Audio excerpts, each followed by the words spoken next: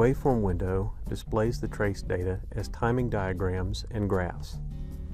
This window can also display analog waveform data imported from a digital storage oscilloscope. The window areas include the toolbar area, the setup area, the marker measurement area, and the data area.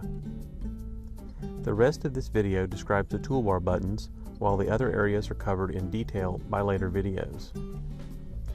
The leftmost button on the upper toolbar line is the Window Options button. Details on the window options are discussed later in a separate video. The next button is the Zoom Anchor Point options. While zooming, the default setting is to zoom around the center of the window, wherever the current scroll position is. However, you can change this using this setup button. For example, we can zoom around the trigger, and the trigger in this case is around the end of at the end of the data. Or we could change the zoom anchor to the red marker, and as I wheel mouse zoom in and out, you can see that we're zooming around this, and now we can change to the other marker and it'll zoom around that. We can reset it back to the default setting, which is zooming around the center of the window. The next group of buttons change the zoom level. Zoom in, zoom out, view all data, and return to the previous zoom level. The leftmost button on the second toolbar line is the Toggle Link Markers button.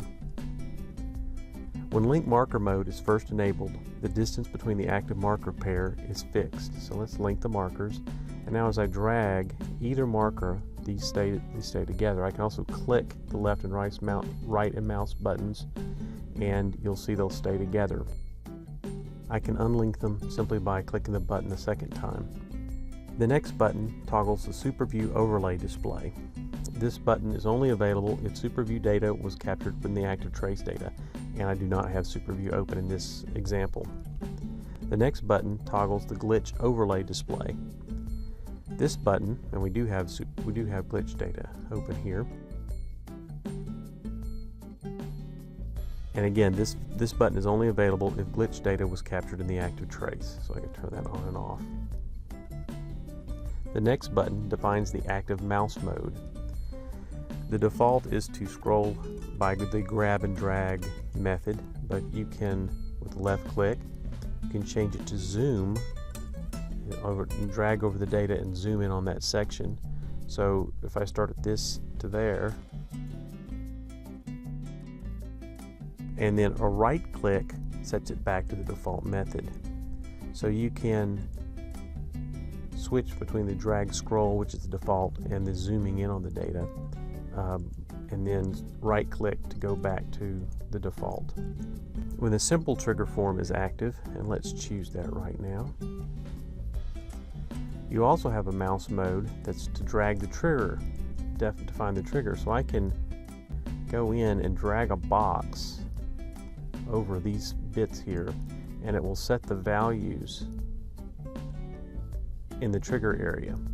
And I can do that across all the channels on the screen. I can even zoom in and grab and drag around a value, and you'll get that value in the trigger box.